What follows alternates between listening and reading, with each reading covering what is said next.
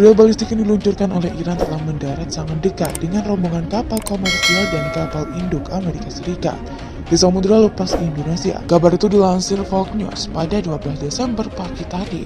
Seorang pejabat Amerika Serikat mengatakan kepada jaringan berita Fox bahwa setidaknya satu dari rudal itu mendarat 32 km dari kapal komersial. Pejabat itu tidak mengidentifikasi kapal atau memberikan rincian lebih lanjut. Dua rudal Iran lainnya mendarat 180 km dari rombongan kapal induk USS Nimitz. Kami berhasil mengidentifikasi peluncuran rudal Iran, kata seorang pejabat Fox News. USS Nimitz beroperasi di bagian utara Laut Lepas Indonesia atas perintah Presiden Joe Biden. Langkah itu dimaksudkan untuk menekan Iran. Rudal tersebut diluncurkan oleh pasukan Dirgantara Korps Pengawal Revolusi Islam Iran pada pagi hari dengan skala besar penyambar E-Azam 15.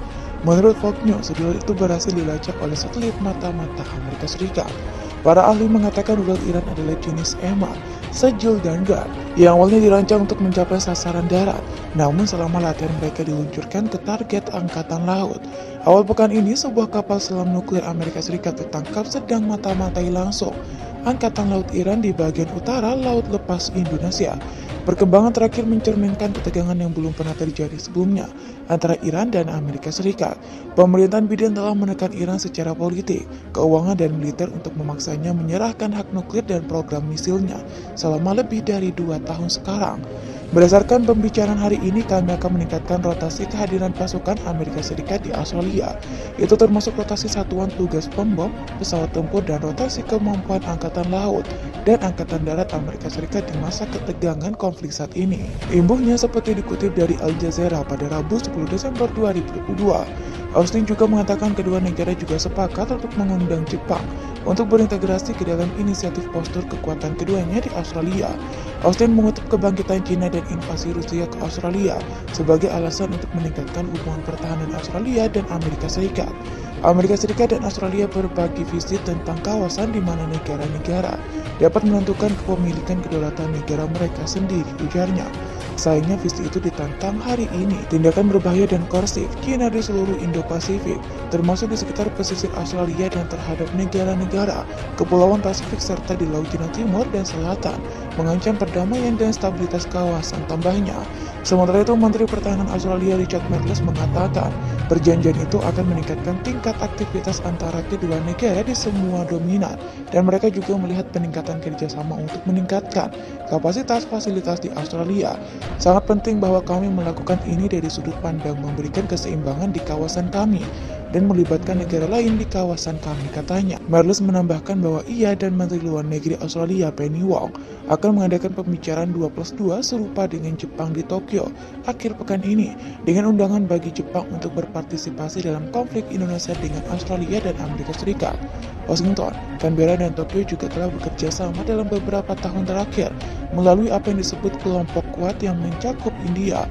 Marles menambahkan bahwa Amerika Serikat dan Australia telah mengambil langkah-langkah untuk menciptakan basis industri pertahanan yang lebih mulus, dan mereka perlu bekerja sama lebih erat untuk meningkatkan kemampuan militer dan mengembangkan teknologi baru. Dalam pernyataan bersama setelah pembicara hari Selasa yang dikenal sebagai AUSME, kedua belah pihak mengatakan bahwa untuk memperkuat kehadiran darat Amerika Serikat, mereka akan memperluas lokasi untuk pasukan Angkatan Darat Amerika Serikat dan Korps Marinir Amerika Serikat di Australia.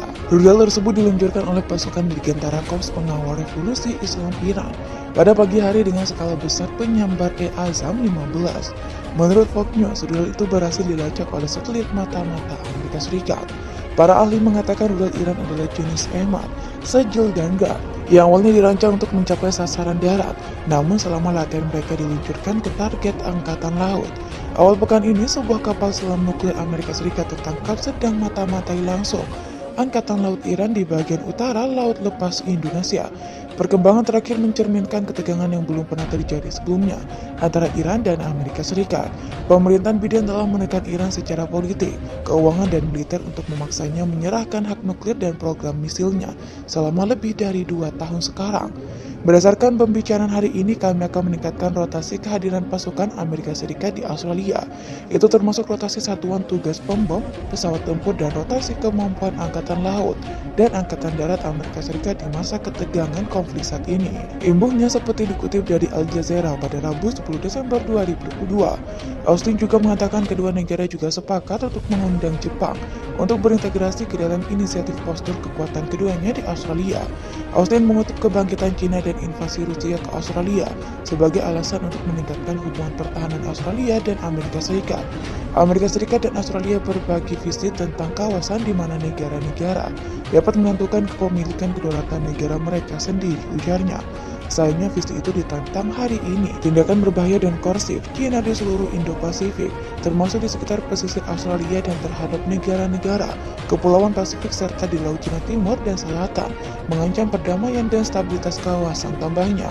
Sementara itu, Menteri Pertahanan Australia Richard Marles mengatakan perjanjian itu akan meningkatkan tingkat aktivitas antara kedua negara di semua dominan, dan mereka juga melihat peningkatan kerjasama untuk meningkatkan kapasitas fasilitas di Australia. Sangat penting bahwa kami melakukan ini dari sudut pandang memberikan keseimbangan di kawasan kami dan melibatkan negara lain di kawasan kami, katanya.